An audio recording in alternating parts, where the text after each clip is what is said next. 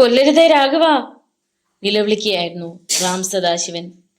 മിണ്ടിപ്പോകരുത് നായിന്റെ മോനെ. രാഘവൻ അയാളുടെ കണ്ണിൽ നിന്നും റിവോൾവർ പിൻവലിച്ച് വായിലേക്ക് കുത്തിത്തിരുകി. റാമിന്റെ കണ്ണ് തള്ളിപ്പോയി. രാഘവന്റെ കാൽമുട്ട് അയാളുടെ അടിവയറ്റിൽ ഇടിമിന്നലായി പുളഞ്ഞിറങ്ങി. പല തവണ റാമിന് ഒന്ന് കരയുവാൻ പോലും കഴിഞ്ഞില്ല. അയാൾ കുഴഞ്ഞു വീഴുമെന്ന് തോന്നി. തോക്ക് തിരുകിയിരിക്കുകയാണെങ്കിലും വായിലൂടെ കൊഴുത്ത ചോര പുറത്തേക്ക് ഒലിച്ചിറങ്ങി. രാഘവൻ അടക്കാനാവാത്ത രോഷത്തോടെ റാമിനെ ചവിട്ടി തറയിലേക്ക് വീഴ്ത്തിയിട്ട് അയാളുടെ നെഞ്ചിൽ കയറിയിരുന്നു. നിനക്ക് ജീവിക്കണോ? വേണം എങ്കിൽ പറ, ഒന്നും വിട്ടുപോകാതെ പറ. എന്റെ ഭാര്യ എവിടെ? എന്റെ കുഞ്ഞിനെ കൊന്നത് ആരാണ്? റാം മിണ്ടിയില്ല. ഇരുട്ടായിരുന്നെങ്കിലും രാഘവന്റെ കണ്ണുകളിൽ തിളയ്ക്കുന്ന കോപാഗ്നി അയാൾ കണ്ടറിഞ്ഞിരുന്നു. പറയാൻ വൈകുന്ന ഓരോ നിമിഷവും നീ മരണത്തിലേക്ക് യാത്ര ചെയ്യുകയാണെന്ന കാര്യം മറക്കണ്ട, രാഘവൻ ഓർമ്മിപ്പിച്ചു. യാതൊരു തരത്തിലും തനിക്ക് രക്ഷയില്ലെന്ന് റാമിന് ബോധ്യമായി കഴിഞ്ഞിരുന്നു. ഇനി ഒരു തവണ കൂടി ഞാൻ ചോദിക്കില്ല. ഇത് അവസാനത്തെ ചോദ്യം. എന്റെ നാൻസിയെ നിങ്ങൾ എന്ത് ചെയ്തു? എനിക്കറിയില്ല, റാം വിക്കി വിക്കി പറഞ്ഞു. അവളെ നിങ്ങൾ കൊന്നോ? ഇല്ല. പിന്നെ പിന്നെ അവളെവിടെ? എല്ലാം ഞാൻ പറയാം. റാമിന്റെ മനസ്സിൽ ആ രാത്രി തെളിഞ്ഞു വരികയായിരുന്നു. രാഘവൻ കയറിയ ടാറ്റാസുമോ ഇരുളിനെ കീറി മുറിച്ചുകൊണ്ട് പാഞ്ഞു പോയപ്പോൾ നാൻസി വിന്ദുജമോളെയും കെട്ടിപ്പിടിച്ചുകൊണ്ട് കിടക്കയിലേക്ക് വീണു. തന്റെ സഹോദരനെ കൊല്ലാനാണ് അദ്ദേഹം പോയിരിക്കുന്നത്. എന്റെ മോളെ. ശൂലത്തിന്റെ ആകൃതിയിലുള്ള കമ്മൽ ധരിച്ചവൻ കീശയിൽ നിന്നും പ്ലാസ്റ്റിക് കവർ എടുത്ത് വെളുത്ത പൊടി നാവിലേക്ക് തട്ടിയിട്ട് രുചിയോടെ നുണഞ്ഞു. നിമിഷങ്ങൾക്കുള്ളിൽ കണ്ണുകളിൽ ചുവപ്പുരേഖ പരന്നു. കൂടെയുള്ള റാമിനെയും മറ്റും അയാൾ നോക്കി. കണ്ണുകൾ കൊണ്ട് എന്തോ സിഗ്നൽ നൽകിയ ഉടനെ അവർ പുറത്തേക്കിറങ്ങി. മകളെ കെട്ടിപ്പിടിച്ച് കിടന്ന് കരയുന്ന നാൻസിയുടെ രൂപസൗന്ദര്യം അയാളെ ഉന്മത്തനാക്കുകയായിരുന്നു. ഉടയാത്ത ശരീരം, നിറഞ്ഞ യൗവനം. അയാൾ മുന്നോട്ട് നീങ്ങി കിടക്കയിലിരുന്നു. നാൻസി ഒന്ന് ഞെട്ടി. മോളെ വാരി പിടിച്ചുകൊണ്ടവൾ ചാടി എണീറ്റു. പക്ഷേ പിന്നിൽ നിന്നും അവളുടെ സാരിക്കുത്തിൽ കടന്നു പിടിച്ചു കഴിഞ്ഞിരുന്നു. അപ്പോഴേക്കും കമ്മൽദാരി. വിടടാ, നാൻസി അലറി. അത് കേട്ട് അയാൾ ഒരു വികൃത ഭാവത്തിൽ ചിരിച്ചു. ഇങ്ങനെ തീർത്തങ്ങ് പറയല്ലേ സുന്ദരിക്കുട്ടി. നാൻസി സർവശക്തി ഉപയോഗിച്ച് കുതറി മാറാൻ ശ്രമിച്ചുകൊണ്ടിരുന്നു. പക്ഷേ അയാൾ വിട്ടില്ല. പിടി കൂടുതൽ മുറുക്കിയതേ ഉള്ളൂ. നോക്ക്, നിന്റെ ഭർത്താവിന്റെ ജീവൻ പോലും ഞങ്ങളുടെ കയ്യിലാണ്. ഞങ്ങളൊന്ന് വിരൽ ഞൊടിച്ചാൽ പിന്നെ അവനില്ല. മാത്രമല്ല, നീ അനുസരിച്ചില്ലെങ്കിൽ പോലും ആശിക്കുന്നത് സാധിക്കാതെ പിന്മാറുന്ന കൂട്ടത്തിലല്ല ഞാൻ. അത് മറക്കണ്ട. ഇന്ദുജമോൾ നിലവിളിക്കാൻ തുടങ്ങിയിരുന്നു. കമൽദാരി എണീറ്റു. കുട്ടിയുടെ നിലവിളിക്ക് ശക്തിയേറി. വൈരാഗ്യത്തോടെ അയാൾ കുട്ടിയെ പിടിച്ചു വാങ്ങിയതും ഭിത്തിയിലേക്ക് ഊക്കോടെ എറിഞ്ഞതും ഒന്നിച്ചായിരുന്നു. മോളെ. നാൻസിയുടെ നിലവിളി ഇടയ്ക്ക് വെച്ച് മുറിഞ്ഞു. കമൽദാരി അവളുടെ വായി പൊത്തിക്കഴിഞ്ഞിരുന്നു. ഭിത്തിയിൽ ചെന്നിടിച്ച് തറയിൽ വീണ കുഞ്ഞ് ഒന്ന് പിടഞ്ഞതുപോലുമില്ല.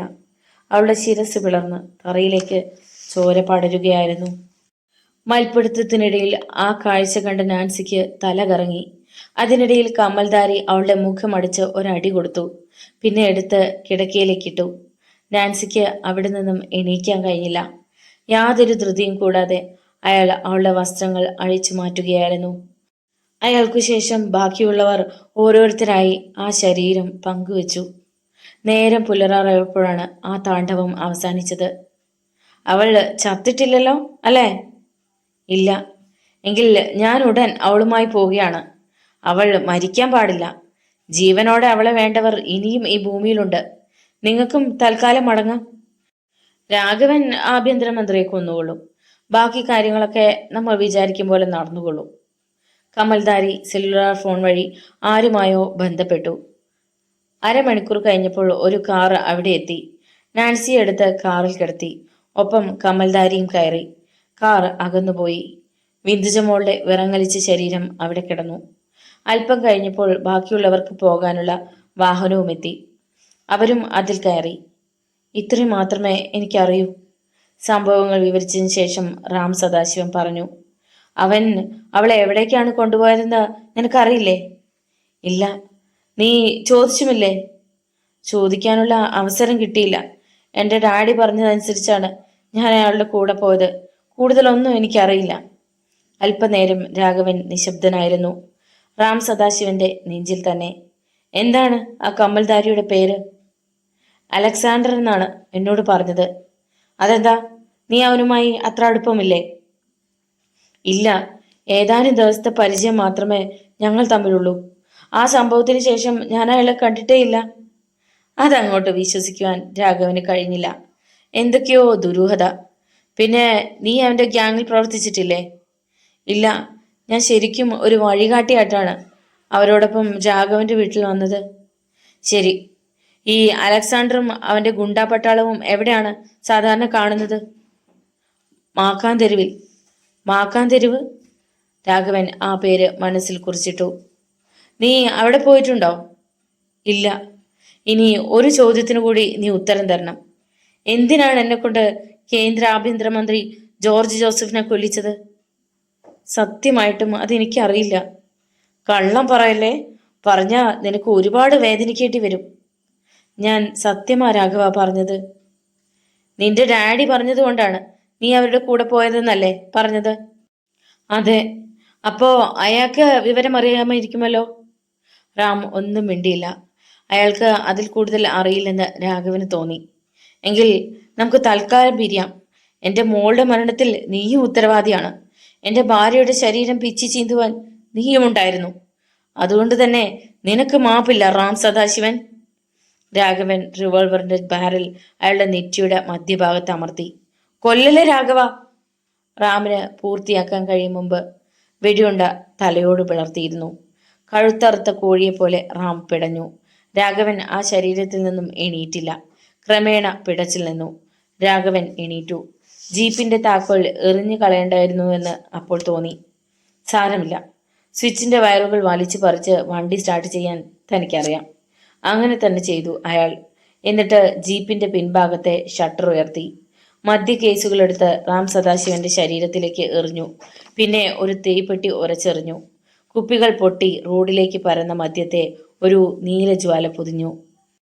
തീ പിടിച്ച് കുപ്പികൾ പൊട്ടിത്തെറിച്ചു. ചാരായം റോഡിലൂടെ ഒഴുകി. പെട്രോൾ കത്തുന്നത് പോലെ ചാരായത്തിൽ തീ പടരുകയായിരുന്നു. രാഘവൻ ജീപ്പ് പിന്നോട്ടെടുത്തു. ഇത്തിരി വീതിയുള്ള ഒരു ഭാഗത്തിട്ട് തിരിച്ചു. പിന്നെ വെടിയുണ്ട പോലെ അലറി കുതിച്ചു. സദാശിവൻ മുതലാളിയുടെ വീടിന്റെ ഗേറ്റിന് പുറത്ത് വല്ലാത്തൊരു ഇരമ്പലോടെ ജീപ്പ് നിന്നു. രാഘവൻ ചാടിയിറങ്ങി ഗേറ്റ് തുറന്നു. ജീപ്പ് ഡ്രൈവേയിലൂടെ പോർച്ചിലെത്തി. രാഘവൻ ഇറങ്ങിച്ചെന്ന് കോളിംഗ് ബെൽ അമർത്തി. 1 മിനിറ്റിനുള്ളിൽ വാതിൽ തുറക്കപ്പെട്ടു. വർഗീസാണ് വാതിൽ തുറന്നത്. എന്താ മാധവ ഇത്ര പെട്ടെന്ന്? അയാൾ ചോദിച്ചു. മുതലാളി എവിടെ ഉണ്ടോ? ഉണ്ട്. വേഗം വിളിക്ക്. എന്താ കാര്യമെന്ന് പറ. അതിനൊന്നും ഇപ്പോൾ സമയമില്ലടോ. റാം സാബ് എന്തിയേ? അക്കാര്യം പറയാനാ ഞാൻ വന്നത്. അപ്പോഴേക്കും ആരോ നടന്നു വരുന്ന ശബ്ദം കേട്ടു. ഇരുവരും തിരിഞ്ഞു നോക്കി. എന്താ മാധവ? മുതലാളി തിരക്കി. വർഗീസിന് നേരെ തലതിരിച്ചിട്ട് രാഘവൻ പറഞ്ഞു. ഇത്തിരി രഹസ്യ സ്വഭാവമുള്ള കാര്യമാണ്. വർഗീസ് അകത്തേക്ക് പോയി. സദാശിവൻ മുതലാളി അസ്വസ്ഥനായിരുന്നു. എന്താടോ? റാം സാബിനെ ഒരു വീട്ടുകാർ പിടിച്ചു വച്ചിരിക്കുന്നു. എന്തിന്? ആ വീട്ടിലെ പെൺകുട്ടിയെ പീഡിപ്പിച്ചെന്ന്. കൂടെ ചില സുഹൃത്തുക്കളുമുണ്ട് പോലും. നിമിഷങ്ങളോളം മുതലാളി സ്തബ്ധനായി നിന്നുപോയി. സംഗതി പത്രക്കാരൊക്കെ അറിഞ്ഞ നാറ്റക്കേസാകും. എത്രയും വേഗം പോയി ഒതുക്കണം, രാഘവൻ പറഞ്ഞു. ശരി, ഞാനിതാ വരുന്നു. വല്ലാത്ത പരിഭ്രമത്തോടെ സദാശിവ മുതലാളി അകത്തേക്ക് പാഞ്ഞു. അയാൾ വേഷം മാറുന്നത് കണ്ട് ഭാര്യ തിരക്കി. ഇതെങ്ങോട്ടാ ഈ രാത്രിയിൽ? നിന്റെ അമ്മയുടെ അടുത്തോട്ട്. ചേടാ, ഇതെന്തൊരു കൂട്ട്? ഇങ്ങർക്കത് എന്നാ പറ്റി? അതിന് മറുപടി പറയാതെ അണപ്പല്ല് കടിച്ചമർത്തിക്കൊണ്ട് സദാശിവൻ മുതലാളി പുറത്തു വന്നു. വാ മാധവ. ജീപ്പിലാണ് അവർ പോയത്. എങ്ങനെയാ സംഭവം? യാത്രക്കിടയിൽ മുതലാളി തിരക്കി. നേരത്തെ ഞാൻ മുതലാളിയോട് പറഞ്ഞതിൽ ഇത്തിരി കൂടി കട്ടിയാ പ്രശ്നം. പെൺകുട്ടിയെ അല്ല പീഡിപ്പിച്ചത്, ഒരു സ്ത്രീയാണ്. ഒരു കുട്ടിയുടെ അമ്മയെ. മാത്രമല്ല, കുട്ടിയെ കൊന്നുകളഞ്ഞു. എനിക്കൊന്നും പിടികിട്ടുന്നില്ല മാധവ. നീ എന്താണ് പറയുന്നത്? പിടികിട്ടും. കുറെ കൂടി വ്യക്തമായി ഞാൻ പറയാം, രാഘവൻ പറഞ്ഞു. ജീപ്പ് ഒരു വളവിലെത്തി. മുന്നിൽ അങ്ങ് അകലെ നദിക്ക് കുറുകെയുള്ള പാലം കണ്ടു. ശരിക്കും പറഞ്ഞ റാം നഷ്ടപ്പെട്ടു എന്ന് തന്നെ മുതലാളി വിചാരിച്ചോ? മാധവ! അലറുകയായിരുന്നു സദാശിവൻ. അയാൾക്ക് അത് സഹിക്കുവാൻ കഴിഞ്ഞില്ല. ജീപ്പ് പാലത്തിൽ എത്തിക്കഴിഞ്ഞിരുന്നു. രാഘവൻ പെട്ടെന്ന് ബ്രേക്ക് ചവിട്ടി. പിന്നെ ഒരു ബീഡി കത്തിക്കാനുള്ള സമയമെടുത്തിട്ട് പറഞ്ഞു, നിങ്ങൾ എല്ലാവരും കൂടി ചേർന്ന് ഒരു രാഘവനെ കൊണ്ട് ആഭ്യന്തരമന്ത്രി ജോർജ് ജോസഫിനെ കൊല്ലിച്ചില്ലേ? ആ രാഘവൻ തന്നെയാണ് റാമിനെ കൊന്നത്. ഇടിവെട്ടേറ്റതുപോലെ കിടുങ്ങിപ്പോയി സദാശിവൻ. അവൻ അവൻ എൻ്റെ കുഞ്ഞിനെ കൊന്നു, പിന്നെ ചാരായത്തിൽ കത്തിച്ചു കളഞ്ഞു. മാധവ! സദാശിവൻ അണപ്പല്ലുകൾ കടിച്ചമർത്തി. എവിടെയുണ്ടോ പട്ടി രാഘവൻ? ഇവിടെ തന്നെ ഉണ്ട്. ഏ? അതെ, നിന്റെ അരികിൽ തന്നെ, എൻ്റെ രൂപത്തിൽ. ഞാൻ തന്നെയാണോടാ രാഘവൻ? പറഞ്ഞതും അയാൾ കാലുയർത്തി ഒറ്റ ചവിട്ട്. സദാശിവൻ മുതലാളി തെറിച്ച് റോഡിൽ വീണു. സദാശിവൻ മുതലാളി ടാർ റോഡിൽ നിന്ന് എണീക്കും മുമ്പ് തന്നെ രാഘവൻ ചാടി വീണു കഴിഞ്ഞിരുന്നു. അയാളുടെ കാൽ പലതവണ ശക്തിയായി ഉയർന്നു താണു. വേദന കൊണ്ട് സദാശിവൻ ഉറക്കെ നിലവിളിച്ചു. വെളുപ്പാങ്കാലത്തെ നിശബ്ദതയിൽ ആ ശബ്ദം ആ പ്രദേശം ആകെ മുഴങ്ങി. രാഘവൻ അയാളെ വലിച്ചുയർത്തിക്കൊണ്ട് രോഷത്തോടെ പറഞ്ഞു, നിന്റെ മോനെ ഞാൻ കൊന്നു. ദൈവഹിതമാണെന്ന് നിനക്ക് സമാധാനിക്കാം, അല്ലെങ്കിൽ കൃത്യമായി ഞാൻ നിന്റെ അരികിൽ തന്നെ വന്നു ചേരുമായിരുന്നോ? നിന്റെ മോനെ കൊന്ന തോക്കാണിത്. സദാശിവൻ മുതലാളി തുള്ളി വിറയ്ക്കുന്നുണ്ടായിരുന്നു. രാഘവ, വേണ്ട, കൊല്ലരുതേ എന്ന് യാചിക്കണ്ട. നിന്റെ അന്ത്യവിധി ഞാൻ തീരുമാനിച്ചു കഴിഞ്ഞു. അതിനു മുമ്പ് 1-2 സത്യങ്ങൾ മാത്രം എനിക്ക് നീ പറഞ്ഞു തന്നേ മതിയാകൂ. എൻ്റെ ഭാര്യ എവിടെയുണ്ട്? എന്തിനാണ് എന്നെ കൊണ്ട് ജോർജ് ജോസഫിനെ കൊല്ലിച്ചത്? 2 കാര്യങ്ങൾ എനിക്കറിയില്ലെന്ന് പറഞ്ഞാൽ വിശ്വസിക്കില്ലെന്ന് അറിയാം. എന്നാലും സത്യം അതാണ്. ഒന്ന് ഞാൻ പറയാം. ജോർജ് ജോസഫിന്റെ ഭരണതലത്തിൽപ്പെട്ട ഉന്നതന്മാർക്ക് വരെ പങ്കുണ്ട്. അതിനുവേണ്ടി അറിഞ്ഞുകൊണ്ട് തന്നെയാണ് ശിക്ഷ ഇളവ് ചെയ്ത് നിന്നെ പുറത്തുവിട്ടത്. നിന്റെ വീട് കാട്ടിക്കൊടുക്കുക, നിന്റെ അരികിൽ വരുന്നവർക്ക് വേണ്ട സഹായം ചെയ്യുക, അത് മാത്രമേ ഉള്ളായിരുന്നു എൻ്റെ കടമ. അതിനിടയിൽ എൻ്റെ മകൻ ചെയ്ത തെറ്റിനും നിന്നോട് ഞാൻ മാപ്പ് ചോദിക്കുന്നു. ആരാണ് എൻ്റെ അരികിൽ എത്തുന്നവരെ സംരക്ഷിക്കണമെന്ന് നിന്നോട് ആവശ്യപ്പെട്ടത്? അത് ഞാൻ പറയില്ല. എങ്കിൽ പറയണ്ട. ഇപ്പൊ തന്നെ മകന്റെ കൂടെ അങ്ങേ ലോകത്തേക്ക് പൊയ്ക്കോ. രാഘവൻ റിവോൾവർ ചൂണ്ടി. രാഘവ, പ്ലീസ്, സദാശിവൻ മുതലാളി യാചനാസ്വരത്തിൽ പറഞ്ഞു. രാഘവൻ അത് ശ്രദ്ധിച്ചതേയില്ല. റിവോൾവറിന്റെ ട്രിഗറിൽ അയാളുടെ ചൂണ്ടുവിരൽ അമരുന്നതും സിലിണ്ടർ കറങ്ങുന്നതും ഭീതിയോടെ സദാശിവൻ മുതലാളി കണ്ടു. ജീപ്പിന്റെ ഹെഡ്ലൈറ്റുകളുടെ വെളിച്ചത്തിലേക്ക് അയാൾ നോക്കി. കാണാൻ കഴിയുന്ന ഭാഗത്തോളം ശൂന്യമാണ്. ഒരു മനുഷ്യജീവിയെങ്കിലും വന്നിരുന്നെങ്കിൽ.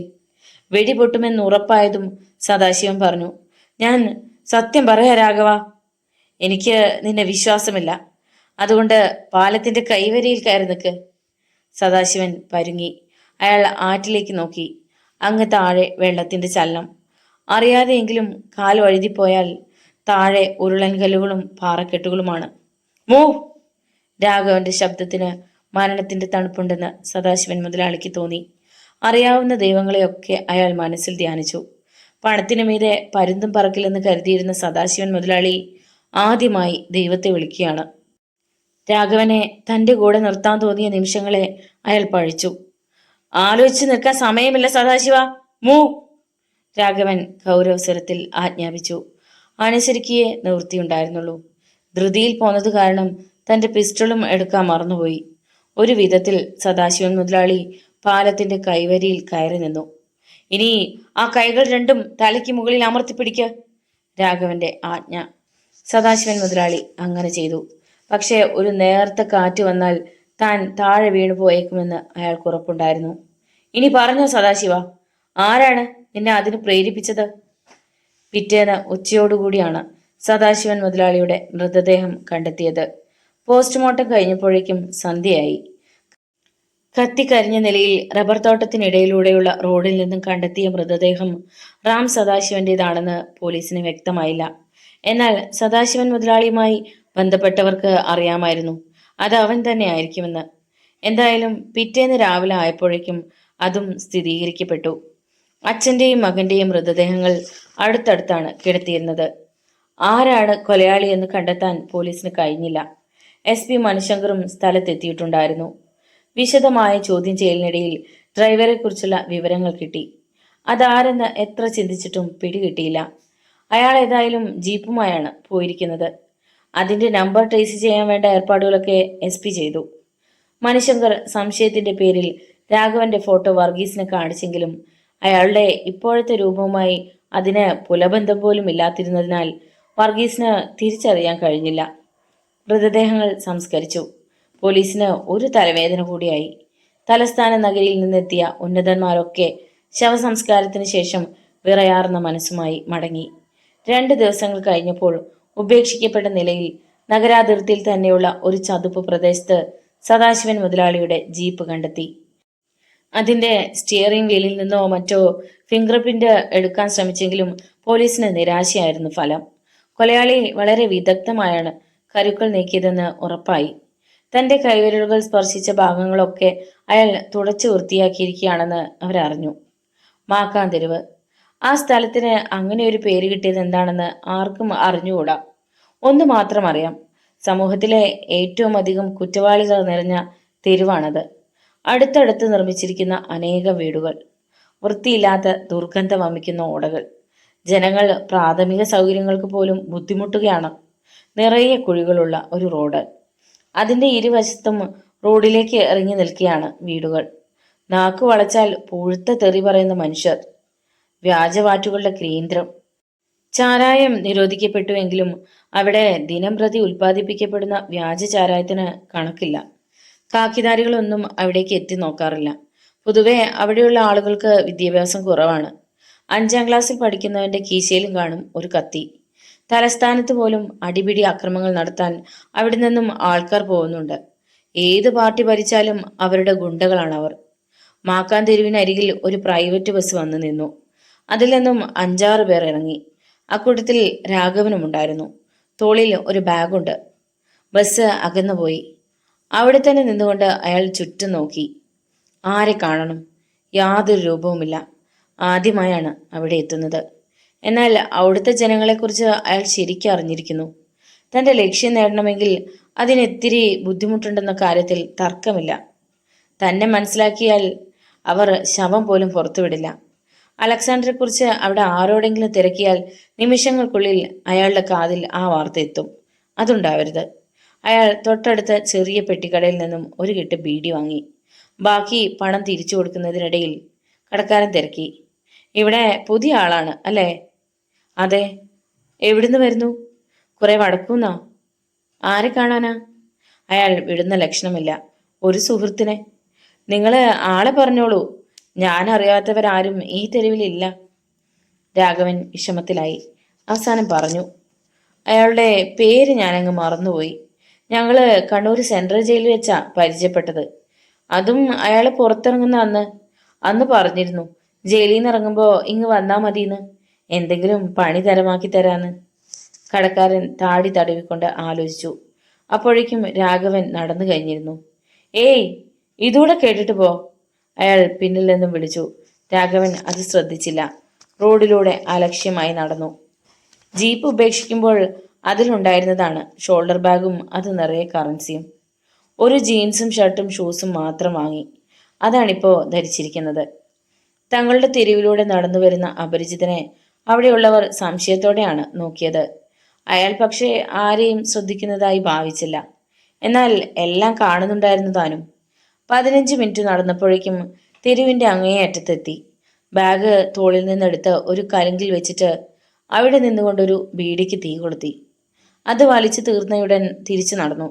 രഹസ്യമായി പല കണ്ണുകളും അപരിചിതനെ ശ്രദ്ധിക്കുന്നുണ്ടായിരുന്നു. അയാൾ തെരുവിന്റെ മധ്യഭാഗത്ത് എത്തിയതും ഒരു ഗർജനം. നിൽക്കണ അവിടെ! രാഘവൻ ഞെട്ടിത്തിരിഞ്ഞു. കപ്പടാ മീശയും മൊട്ടത്തലയുമുള്ള ഒരു ഭീമാകാരൻ. ഒപ്പം 2-3 ആൾക്കാർ കൂടിയുണ്ട്. രാഘവൻ നിന്നു. ആ മനുഷ്യൻ അയാളുടെ മുന്നിലെത്തി. ആരാണ് നീ? എന്തിനു വന്നു? രാഘവൻ ഒന്ന് പതറി. ചോദിച്ചത് കേട്ടില്ലടാ. മീശ പതിയെ പിരിച്ചുകൊണ്ട് മൊട്ടത്തലയൻ ഗർജിച്ചു. അയാളുടെ ഒപ്പമുണ്ടായിരുന്നവർ തനിക്ക് ചുറ്റും ഒരു വലയം തീർത്തത് രാഘവൻ കണ്ടു. അവർക്ക് തൃപ്തികരമായ ഒരു മറുപടി കൊടുത്തില്ലെങ്കിൽ ഇപ്പോൾ അടി വീഴും. തന്റെ ജീൻസിന്റെ പോക്കറ്റിൽ റിവോൾവർ കിടപ്പുണ്ട്. അതിൽ ഇനി അവശേഷിക്കുന്നത് 4 തിരകൾ മാത്രം.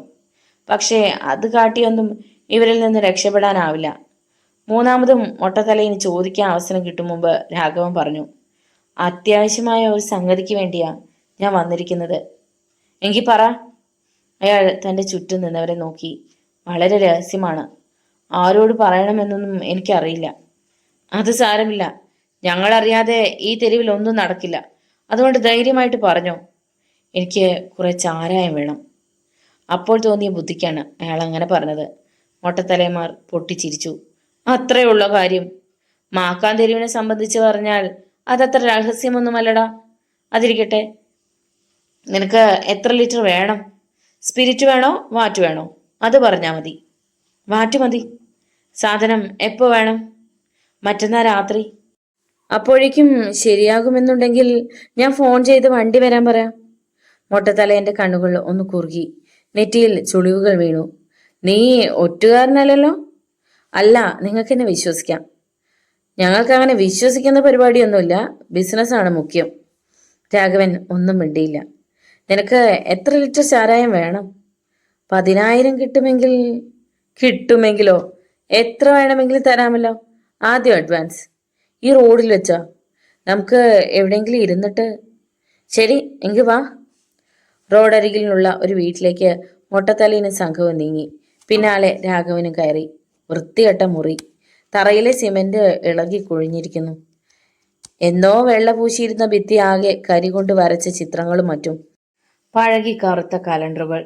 തറയിലാകെ എച്ചിലും ബീഡിക്കുറ്റികളും മറ്റും ചിതറിക്കിടക്കുന്നു. ഇരിക്ക്. ചെളി പിടിച്ച് കറുത്ത ഒരു ബെഞ്ചിലേക്ക് കൈ ചൂണ്ടിക്കൊണ്ട് മൊട്ടത്തലയൻ പറഞ്ഞു. രാഘവൻ ഇരുന്നു. ബെഞ്ചൊന്ന് ആടി. ഏതു നിമിഷവും അത് നിലം പതിക്കുമെന്ന് രാഘവന് തോന്നി. ഒരു ഗ്ലാസ് വെള്ളം കിട്ടിയാൽ കൊള്ളാമായിരുന്നു. എടിയേ, അകത്തേക്ക് നോക്കി അയാൾ വിളിച്ചു. കുറെ വെള്ളം കൊണ്ടുവാ. അല്പം കഴിഞ്ഞപ്പോൾ മെലിഞ്ഞുണങ്ങിയ ഒരു സ്ത്രീ വാതിൽക്കൽ മുഖം കാണിച്ചു. പിന്നെ വൃത്തിയില്ലാത്ത ഒരു പ്ലാസ്റ്റിക് പാത്രത്തിൽ വെള്ളം നീട്ടി.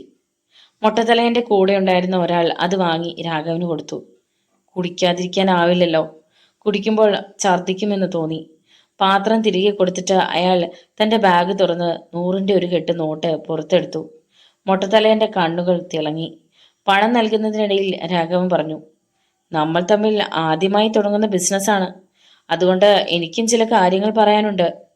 മൊട്ടത്തലയൻ തലകുലുക്കി. സാധനം നന്നായിരിക്കണം. ഞാനിത് രഹസ്യമായി മറിച്ചു വിൽക്കുകയാണ് ചെയ്യുന്നത്. എനിക്കും ഒരു ലാഭവിഹിതം കിട്ടണം. അതനുസരിച്ച് നിങ്ങൾ സഹകരിക്കണം.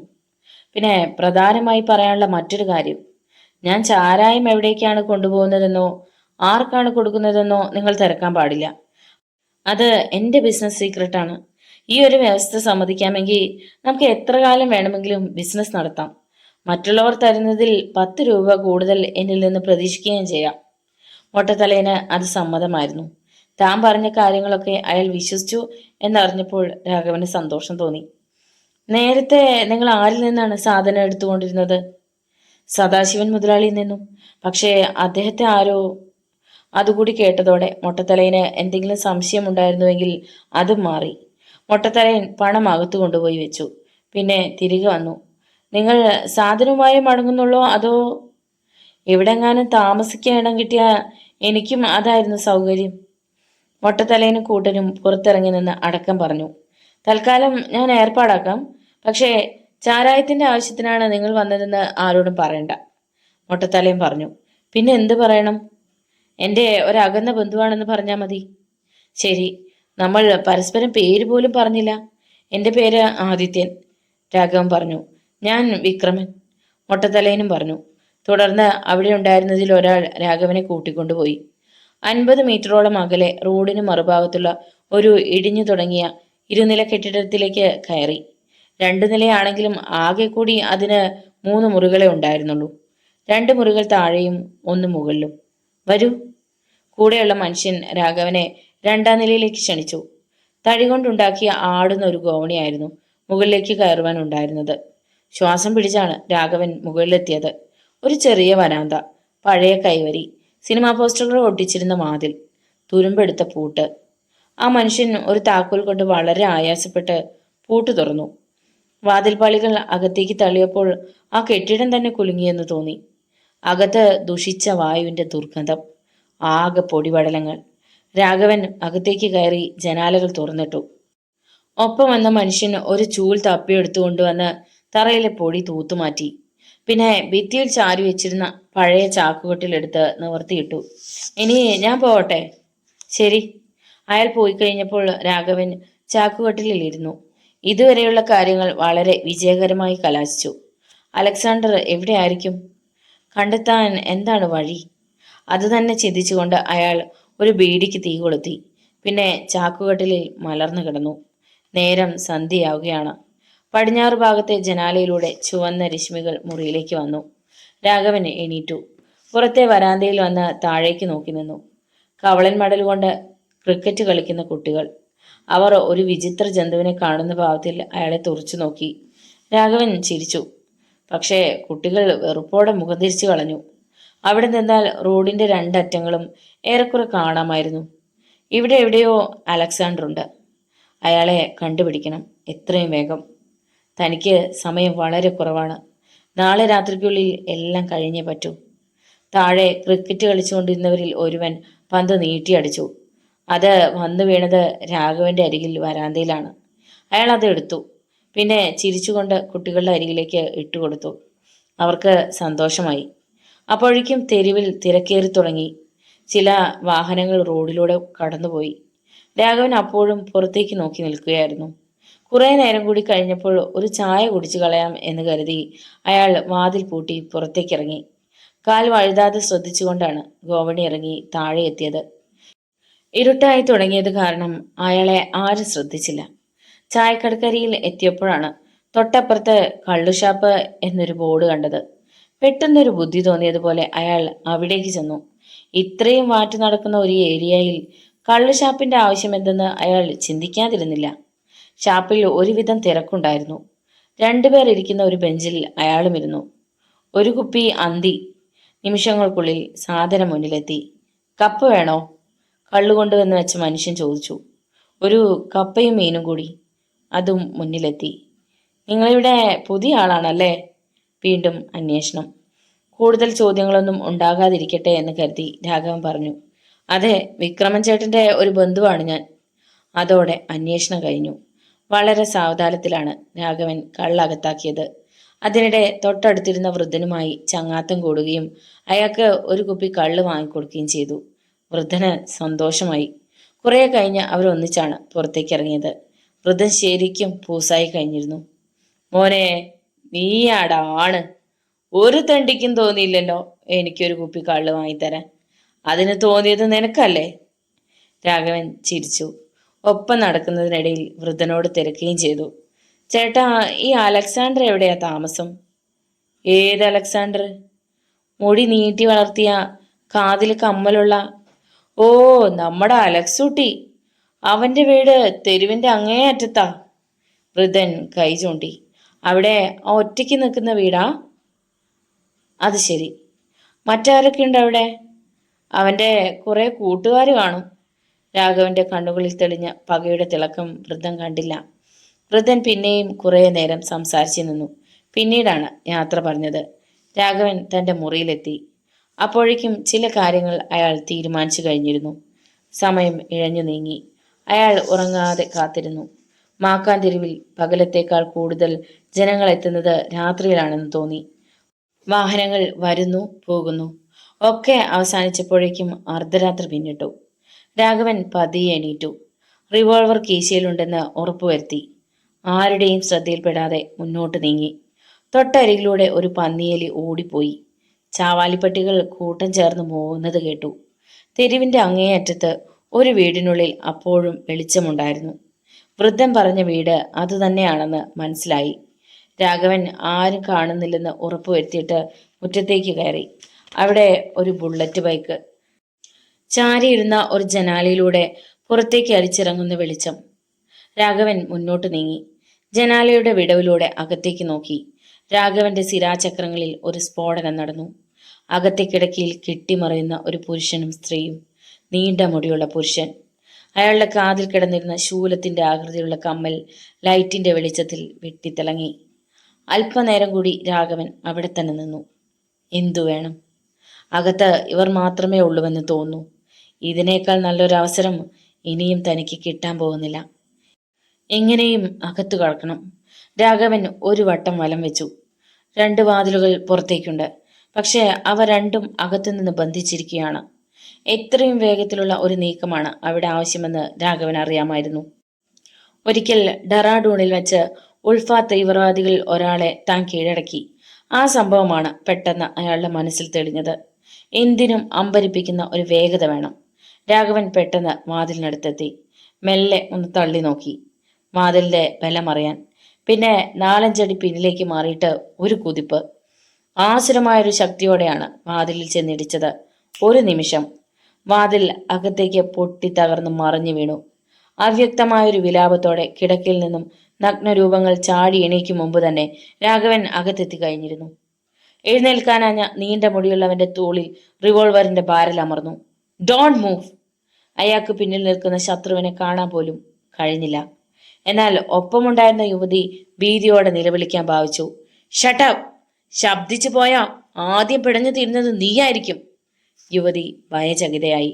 അവളുടെ തുറന്ന വായി അങ്ങനെ തന്നെ ഇരുന്നു. രാഘവൻ പെട്ടെന്ന് റിവോൾവർ ഉയർത്തി നീണ്ട മുടിയുള്ളവന്റെ പിൻകഴുത്തിൽ ഒരു വെട്ടുകൊടുത്തു.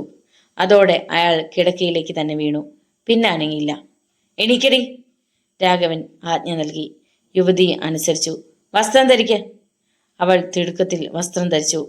ഇപ്പോൾ ആരെങ്കിലും ഇവിടേക്ക് വരാനിടയുണ്ടോ? ഇല്ല. നിന്റെ വീട് ഈ തെരുവിലാണോ? അല്ല, പട്ടണത്തിലാ. രാഘവൻ കിടക്കയിൽ നിന്നും ബെഡ്ഷീറ്റ് എടുത്ത് വലിച്ചു കീറി നീണ്ട മുടിയുള്ളവന്റെ കൈകൾ പിന്നിലേക്ക് തിരിച്ച് ബന്ധിച്ചു, കാലുകളും ബന്ധിച്ചു.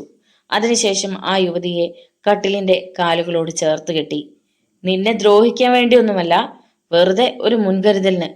പിന്നെ ഇവിടെ നടക്കാൻ പോകുന്നത് കാണുവാൻ ബുദ്ധിമുട്ടാണെങ്കിൽ കണ്ണടച്ചിരുന്നോളൂ. അവൾക്ക് എന്തോ പറയണമെന്നുണ്ടായിരുന്നെങ്കിലും ഭീതി കാരണം ശബ്ദം പുറത്തു വന്നില്ല. രാഘവൻ നീണ്ട മുടിയുള്ളവനെ ഉയർത്തി തറയിലേക്ക് ഊക്കോടെ എറിഞ്ഞു. ഒരു ചാക്കുകെട്ട കണക്കെ അയാൾ വീണു. ഒപ്പം സ്വബോധം വീണ്ടുകിട്ടുകയും ചെയ്തു. അവിടെ കിടന്നുകൊണ്ട് അയാൾ നിലവിളിക്കാൻ ഭാവിച്ചപ്പോഴേക്കും രാഘവൻ ആ ശരീരത്തിൽ കയറിയിരുന്ന് റിവോൾവറിന്റെ ബാരൽ കണ്ണുകൾക്ക് മധ്യത്തിലായി നെറ്റിയിൽ മുട്ടിച്ചു കഴിഞ്ഞിരുന്നു. അയാൾ രാഘവന്റെ മുഖത്തേക്ക് തുറച്ചു നോക്കി. നിനക്ക് ഓർമ്മയുണ്ടടാ എന്നെ? എവിടെയോ കണ്ടിട്ടുള്ള മുഖം ചികഞ്ഞെടുക്കാൻ ശ്രമിക്കുകയാണ് അയാളെന്ന് തോന്നി. അല്പം കഴിഞ്ഞപ്പോൾ അയാളുടെ കണ്ണുകളിൽ ഭീതിയുടെ നിഴൽ വീണു. രാഘവൻ! അതെ, അപ്പോ നിനക്കെന്നെ മനസ്സിലായി. കളിയിൽ ഞാൻ തോറ്റുപോകുമെന്ന് കരുതിയിരുന്നു അല്ലേ? ഞാൻ അതുകൊണ്ട് തന്നെ ഇങ്ങനെ അവതരിക്കുമെന്നും നീ കരുതിയിരിക്കില്ല. അയാൾക്ക് ശബ്ദിക്കാൻ വാക്കുകൾ കിട്ടിയില്ല. അലക്സാണ്ടർ! രാഘവൻ വിളിച്ചപ്പോൾ അയാൾ ഒന്നുകൂടി ഞെട്ടി. ഞാൻ വാക്ക് പാലിച്ചപ്പോ നീ ചതിച്ചു. പാടില്ല, വിശ്വാസവഞ്ചന കാണിക്കരുത്. ഞാനൊന്ന് പറയട്ടെ രാഘവ, നിങ്ങൾ എന്നെ തെറ്റിദ്ധരിച്ചു. ധാരണകളൊന്നും തിരുത്താൻ നീ ശ്രമിക്കണ്ട, അതിന് കഴിയില്ല. ഇനി നീ ചെയ്യേണ്ടത് എന്റെ ചോദ്യങ്ങൾക്കുള്ള ഉത്തരം തരിക എന്നതാണ്. അനുകൂലിച്ചോ പ്രതികൂലിച്ചോ ഒന്നും അയാൾ മിണ്ടിയില്ല. ആദ്യം ചോദ്യം, എന്റെ ഭാര്യ എവിടെ? അലക്സാണ്ടർ ആ ചോദ്യം അവഗണിച്ചു കളഞ്ഞു. രോഷത്തോടെ രാഘവൻ ഒറ്റ പിടിക്കുക അയാളുടെ കാതിൽ നിന്ന് കമ്മൽ വലിച്ചു പറിച്ച് അകലേക്ക് എറിഞ്ഞു. വേദന കൊണ്ട് അലക്സാണ്ടർ പിടഞ്ഞുപോയി. അയാളുടെ കാത് കീറിപ്പോയി. രാഘവന്റെ കയ്യിലെ റിവോൾവർ ഒന്ന് ഉയർന്നു താണു. അലക്സാണ്ടറുടെ 2 പല്ലുകൾ അടർന്നു വീണു. അയാൾ നിലവിളിക്കാൻ ഭാവിച്ചപ്പോൾ റിവോൾവർ വായിലേക്കായി. എന്നിട്ടും അലക്സാണ്ടർ ചോദ്യത്തിന് ഉത്തരം പറയാമെന്ന് സമ്മതിച്ചില്ല. രാഘവൻ കത്തി വലിച്ചു ഊരിയെടുത്തു. ബെഡ്ഷീറ്റിന്റെ അല്പഭാഗം ചുരുട്ടി അയാളുടെ വായിലേക്ക് കുത്തി തിരുകി. പിന്നെ സംതൃപ്തിയോടെ ഒരു ജോലി ചെയ്യുന്ന മാതിരി അലക്സാണ്ടർ 2 കൈകളിലെയും വെയിനുകൾ മുറിച്ചു. ചോര ചീറ്റിയൊഴുകി. ഈ രംഗം കാണാനുള്ള കഴിവില്ലാതെ യുവതി കണ്ണുകൾ ഇറുക്കി അടച്ചു. രാഘവന്റെ ചുണ്ടിൽ ചിരിയൂറി. ഞാൻ കലാപരിപാടികൾ തുടങ്ങിയിട്ടേ ഉള്ളൂ അലക്സാണ്ടർ. അലക്സാണ്ടർ കഴുത്തറുത്ത കോഴിയെപ്പോലെ പിടയുകയായിരുന്നു. ഓരോ നിമിഷം കഴിയുന്തോറും നീ മരണത്തിലേക്ക് കൂടുതൽ അടുത്തുകൊണ്ടിരിക്കുന്നു. പറ, രക്തം വാർന്നുപോയി മരിക്കേണ്ടെങ്കിൽ പറ, എന്റെ നാൻസി എവിടെ? രാഘവൻ കോപത്തോടെ അലക്സാണ്ടറുടെ തലമുടി പിടിച്ചു വലിച്ചു. കുറെ തലമുടി നാരുകൾ പിഴുതുപോയി. പറയട പട്ടി! അയാൾ വായിൽ നിന്നും തുണി വലിച്ചു മാറ്റി. തന്റെ അവസാനം അടുത്തുവെന്ന് അലക്സാണ്ടർക്ക് തോന്നി. മരണത്തിന്റെ അമ്പരിപ്പിക്കുന്ന മുഖം അയാൾ കണ്ടു. തന്റെ സിരകളിലൂടെ ഒഴുകിപ്പോകുന്ന ചോരയും തന്റെ ജീവിത നിമിഷങ്ങൾ കുറിച്ചുകൊണ്ടിരിക്കുകയാണ്. ഇനി ഞാൻ അടുത്ത പരിപാടി തുടങ്ങാൻ പോവുകയാണ്. അയാളുടെ ഓരോ ഭാവവും ശ്രദ്ധിക്കുകയായിരുന്ന രാഘവൻ മെല്ലെ എണീറ്റു. ഞാൻ പറയാം, അലക്സാണ്ടർ പെട്ടെന്നാണ് പറഞ്ഞത്. രാഘവന്റെ കണ്ണുകൾ കുറുകി. കളവ് പറഞ്ഞ് രക്ഷപ്പെടാമെന്ന് നീ മനസ്സിൽ പോലും ചിന്തിക്കരുത്. രാഘവൻ താക്കീത് നൽകി. ഇല്ല, ഞാൻ സത്യമേ പറയൂ. ടെൽമി, നാൻസി ജീവനോടെ ഉണ്ടോ അതോ നീ കൊന്നോ? ജീവനോടെ തന്നെയുണ്ട് എന്നാണ് എൻ്റെ വിശ്വാസം. എന്ന് പറഞ്ഞ അവളെ കൊണ്ടുപോകുന്നത് നീയല്ലേ? അതെ, പക്ഷേ മറ്റൊരാൾ പറഞ്ഞിട്ടായിരുന്നു അങ്ങനെ ചെയ്തത്. ആര് പറഞ്ഞിട്ട്? രാഘവന്റെ വാക്കുകൾക്ക് ധൃതിയേറി. പൗലോസ് ആലക്കോടൻ പറഞ്ഞിട്ട്. രാഘവൻ കിടുങ്ങിപ്പോയി. പൗലോസ് ആലക്കോടൻ. മനസ്സിൽ മിന്നിമറയുന്ന ചിത്രങ്ങൾ. പക്ഷേ പിന്നെയും ദുരൂഹതകൾ ഏറെ. പരസ്പരം ബന്ധിപ്പിക്കാനാവാത്ത ചിത്രങ്ങൾ. പറയൂ, വിശദമായിട്ട് പറയൂ. എല്ലാം എനിക്കറിയണം. അലക്സാണ്ടർ ഒരു നിമിഷം മൗനമായി കിടന്നിട്ടാണ് ബാക്കി പറഞ്ഞത്. രാഘവൻ, നിങ്ങൾ വിചാരിക്കുന്നതിനും അപ്പുറത്താണ് കാര്യങ്ങൾ. നിങ്ങൾ എൻ്റെ അരികിൽ എത്തിയതുപോലെ ഒരിക്കലും അവരുടെ ആരുടെയും അരികിലെത്തില്ല. കാരണം ഉന്നതങ്ങളിലാണ് അവരുടെ പിടിപാട്. രാജ്യം ഭരിക്കുന്നവർ കൂടി അറിഞ്ഞിട്ടാണ് നിങ്ങളുടെ ശിക്ഷ കുറഞ്ഞതും നിങ്ങൾ പുറത്തു വന്നതും. ജോർജ് ജോസഫിനെ വധിക്കുക എന്ന കർമ്മം നിർവഹിക്കാൻ. അതിനുവേണ്ടി നിങ്ങളെ നിയോഗിക്കുക എന്ന ജോലിയാണ് എനിക്ക് കിട്ടിയത്. അതിനായി എന്നെ സമീപിച്ചത് പൗലോസ് ആലക്കോടനാണ്. അപ്പോൾ പറഞ്ഞിരുന്നു, ഞങ്ങൾ എന്തൊക്കെ ചെയ്തിട്ടാണെങ്കിലും നാൻസിയെ അയാളുടെ പക്കൽ തിരികെ ഏൽപ്പിക്കണമെന്ന്. കോപം സഹിക്കാനാവാതെ രാഘവൻ അണപ്പല്ലുകൾ ഞെരിച്ചു. എന്നിട്ടും ബാക്കി കൂടി കേൾക്കാൻ വേണ്ടി അയാൾ സംയമനം പാലിക്കുകയായിരുന്നു. അലക്സാണ്ടർ തുടർന്നു. ഞാൻ നാൻസിയെ അവിടെ നിന്ന് എത്തിച്ചത് പൗലോസ് ആലക്കോടൻ്റെ രഹസ്യ താവളത്തിലാണ്. അതിനുശേഷം എൻ്റെ പ്രതിഫലവും വാങ്ങിപ്പോന്നു. പിന്നീട് എന്തുണ്ടായെന്ന് എനിക്കറിയില്ല, സത്യമായും അറിയില്ല. നീ ഈ പറഞ്ഞതിൽ അല്പം പോലും വെള്ളം ചേർത്തിട്ടില്ലല്ലോ? ഇല്ല. എന്തിനാണ് അവർ ജോർജ് ജോസഫിനെ വധിക്കുവാൻ പ്ലാൻ തയ്യാറാക്കിയത്? അതറിയില്ല. പറഞ്ഞ ജോലി ചെയ്യുക, പ്രതിഫലം പറ്റുക, അതിനപ്പുറം ഞാൻ ഒന്നും അന്വേഷിക്കാറില്ല. പൗലോസ് ആലക്കോടിന്റെ രഹസ്യ ഗോഡൌൺ എവിടെയാണ്? അലക്സാണ്ടർ അതും പറഞ്ഞു. പക്ഷേ അയാളുടെ ശബ്ദം അപ്പോഴേക്കും പതറി തുടങ്ങിയിരുന്നു. ശരീരം മരവിച്ചു തുടങ്ങിയിരുന്നു. തറയിൽ ചോര ചാൽ പോലെ ഒഴുകി പടരുകയായിരുന്നു. രാഘവന്റെ കണ്ണുകളിൽ ഒരു വന്യമൃഗത്തിന്റെ ഭാവമായിരുന്നു അപ്പോൾ. അലക്സാണ്ടർ, ഇത്രയും കാലത്തിനിടയിൽ ഒരുപാട് തെറ്റുകൾ നീ ചെയ്തു കൂട്ടിയില്ലേ? ഇനി വിശ്രമിക്കാനുള്ള സമയമാണ്. എൻ്റെ പൊന്നുമോൾ വിന്ദുജയുടെ ഓർമ്മയ്ക്കായിട്ട് നിന്നെ ഞാൻ അങ്ങേ ലോകത്തേക്ക് പറഞ്ഞു വിടുകയാണ്. കൊല്ലരുതേ രാഘവ. ഞാൻ. അയാളുടെ കണ്ണുകൾ ചിമ്മി അടഞ്ഞു തുടങ്ങി. സ്വരം അസ്പഷ്ടമായി. നിന്റെ ബൈക്കിന്റെ താക്കോൽ എവിടെയാണ്? വളരെ ആയാസപ്പെട്ട് കണ്ണുകൾ തുറന്ന് അയാൾ ഷെൽഫിന് നേരെ നോക്കി. രാഘവൻ എണീറ്റു. താക്കോൽ അവിടെ ഉണ്ടായിരുന്നു. അതെടുത്തു. ഇനി താനൊന്നും ചെയ്തില്ലെങ്കിൽ തന്നെ അലക്സാണ്ടർ ജീവിച്ചിരിക്കില്ലെന്ന് അയാൾക്ക് ഉറപ്പായി. പോട്ടെ അലക്സാണ്ടർ. യാതൊരു ധൃതിയും കാട്ടാതെ രാഘവൻ പുറത്തേക്ക് നടക്കുമ്പോൾ ആ യുവതി മോഹാലസ്യപ്പെട്ട് കിടക്കുകയായിരുന്നു. രാഘവൻ ബൈക്ക് സ്റ്റാർട്ട് ചെയ്തു.